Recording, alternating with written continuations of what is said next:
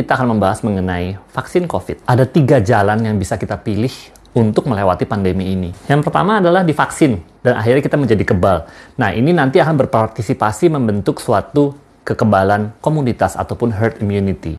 Untuk mendapatkan kekebalan ini, bisa juga dengan cara yang kedua, yaitu terkena alias terinfeksi dan akhirnya menjadi kebal, kemudian juga sama, berpartisipasi dalam membentuk herd immunity. Pilihan ketiganya ini, yaitu kita diam di rumah alias ngumpet, sampai sudah terbentuk herd immunity, baru kita bisa keluar dan melewati pandemi. Kalau ada yang belum tahu mengenai herd immunity, ataupun pengen tahu lebih lanjut mengenai herd immunity, bisa dibaca di highlight kita di Instagram ya. Kita bahas yang nomor 2, yaitu terinfeksi dan akhirnya menjadi kebal. Hasil penelitian mengenai kekebalan akibat terinfeksi oleh COVID ini memang masih beragam macam. Pada awal-awal ditemukan bahwa kekebalan akibat terinfeksi dari COVID ini cepat luntur ataupun cepat hilang. Namun penelitian belakangan ini menemukan bahwa dia bisa bertahan sampai 8 bulan. Dan kekebalan 8 bulan ini juga berlaku untuk yang terkena COVID ringan ataupun OTG alias orang tanpa gejala. Kebal juga. Ya udah kalau gitu kita mendingan terinfeksi aja. Kita bisa jalan-jalan keluar dan segala macam, terinfeksi, kebal. Toh kebanyakan orang kalau kena COVID kan sebenarnya banyakan yang ringan daripada yang berat. Mungkin kamu punya ide kreatif seperti itu? Permasalahannya memang ketika kita terkena COVID, kita tidak tahu kita bisa kena yang bagaimana. Baik itu ringan, sampai berat, ataupun sampai meninggal, itu kita nggak bisa milih. Penelitian juga ilmu pengetahuan sampai sekarang juga masih belum tahu faktor apa sih yang mempengaruhi kalau seseorang kena itu, dia apakah akan kenanya jadi ringan, berat, ataupun sedang. Dan dari semua tingkatan COVID ini, walaupun ringan pun, tetap bisa menularkan ke orang lain, dan orang lain itu pun juga kita tidak tahu dia akan kena ringan, sedang, berat, ataupun sampai meninggal. Terinfeksi kemudian menjadi penyintas, akhirnya menjadi kebal, namun tetap masih ada gejala sisa. Gejala sisanya macam-macam.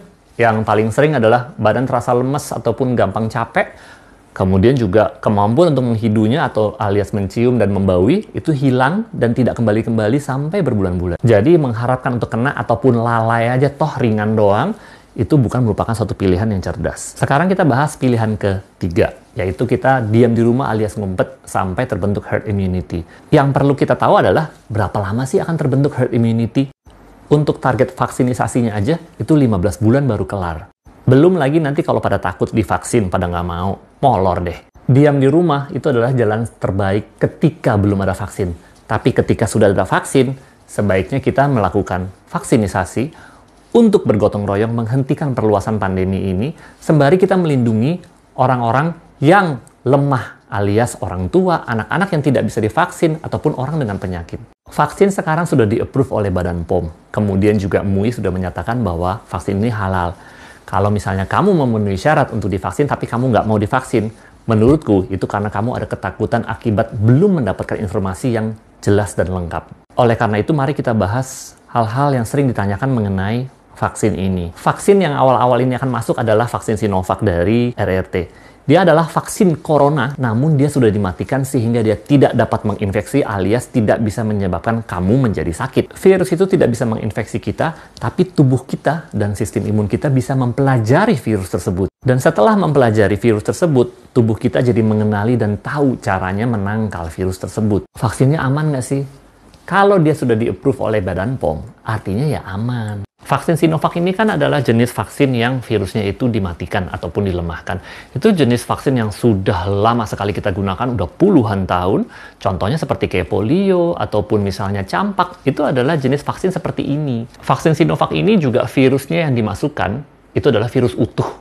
Benar-benar lengkap, tapi sudah dilemahkan dan dimatikan. Sehingga tubuh bisa mempelajari semuanya. Jadi kekebalan yang terjadi itu benar-benar prosesnya seperti kayak alami kalau kayak kita terinfeksi. Tapi ini versi amannya. Tapi kan bikin vaksin itu lama. Ini kenapa cepat banget? Mencurigakan. Selama pandemi ini, semua tenaga dan bala bantuan, uang segala macam dicurahkan untuk membuat vaksin ini. Makanya dia bisa jadi cepat. Kemudian juga prosesnya itu dijalankan secara paralel sehingga jadinya lebih cepat. Namun tidak ada satupun aspek keamanan dalam uji coba vaksin ini yang dihilangkan. Sama lah seperti kayak bikin rumah. Normalnya 2 tahun. Mau dibuat lebih cepat bisa. Yang penting ada uangnya. Kemudian ada tenaganya. Biasanya tenaga kerjanya cuma pakai 5 misalnya. Tapi kalau mau lebih cepat, tenaga kerjanya harus lebih banyak. Hasilnya bisa jadi lebih cepat. Tapi kan aku nggak tahu isi vaksin itu apa. Mau dimasukin dalam tubuhku. Enak aja, serem banget. Tuh kamu punya tato.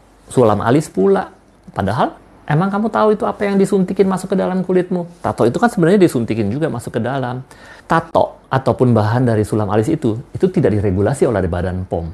Sedangkan kalau misalnya vaksin, itu diregulasi oleh Badan POM dan dinyatakan aman. Aku nggak punya tato. Oh, oke. Ini isinya contohnya. Tapi isinya pisang.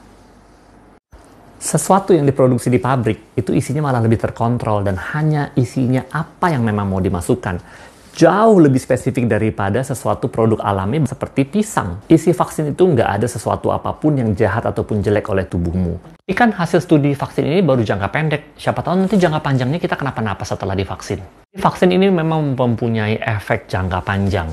Tapi sebenarnya dia di dalam tubuh kita itu hanya sebentar doang. Jadi berita katanya pas uji klinis yang divaksinisasi ada yang meninggal, tuh ada yang mukanya jadi mencong. Sebenarnya sih itu bukan vaksin yang Sinovac ya, itu vaksin yang di Amerika. Tapi kita bahas aja sekalian, kita mulai dari yang serem dulu, yang meninggal ya. Jadi yang meninggal dari uji klinis dengan 44.000 orang peserta, itu ada 6 orang. Uji klinis itu dibagi 2 grup, ada yang dapat vaksin itu beneran, ada yang cuma dapat bohongan alias placebo, isinya cuma air doang. 2 yang meninggal itu adalah yang dari grup yang vaksin, sedangkan yang 4-nya itu yang mendapatkan air doang. Dari 2 yang meninggal ini, satunya meninggal karena sakit jantung, yang keduanya adalah karena pengerasan pembuluh darah. Aterosklerosis ataupun pengerasan pembuluh darah itu adalah suatu kondisi yang kronis, yang berjalannya lama, sehingga itu tidak ada hubungannya dengan vaksin yang baru aja disuntikan. Artinya kejadian meninggal karena jantung pada yang mendapatkan vaksin itu adalah 0,002% dari peserta uji klinis. Angka kejadian kematian karena jantung di Amerika itu normalnya sekitar 0,05%. Artinya tidak terjadi peningkatan kematian karena vaksin. Itu memang meninggal alami saja. Yang mukanya miring, Bell's palsy, itu juga sama. Angka kejadiannya seperti angka kejadian normal pada biasanya. Tidak ada perbedaan yang bermakna antara yang divaksin sama yang tidak divaksin. Jadi nggak bisa untuk semua kejadian itu dihubung-hubungkan dengan vaksin. Contohnya abis divaksin ketabrak bajai. Gara-gara divaksin tuh jadi ketabrak bajai, ya kan? Selalu harus dilihat angka kejadian normalnya memang biasanya berapa. Nggak usah lah divaksin, mutasi pula lah itu virusnya.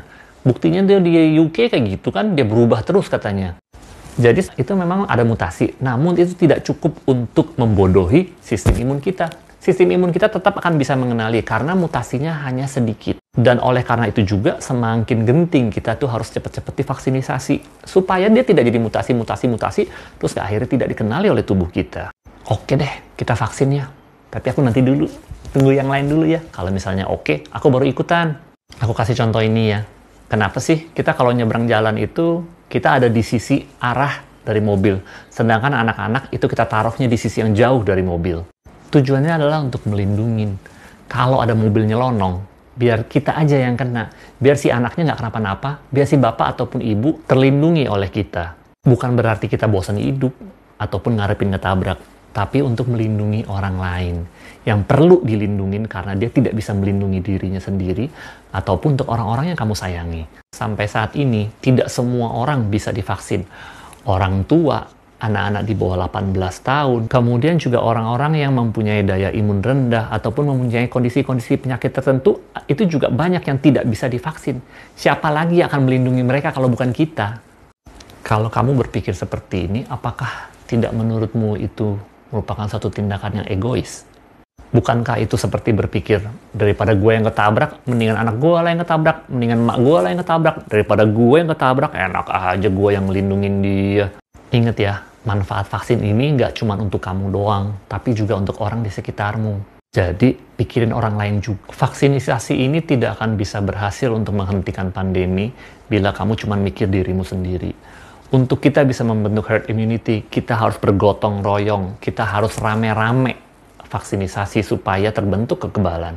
Badan POM sudah meng-approve vaksin ini, dinyatakan aman dan juga mempunyai efikasi di atas 50%. Hasil dari uji klinis tahap 3 ini menunjukkan bahwa bila kamu divaksinisasi, kamu akan memperkecil kemungkinan kamu untuk tertular dan juga 100% dari peserta uji klinis ini tidak ada yang mengalami COVID yang berat.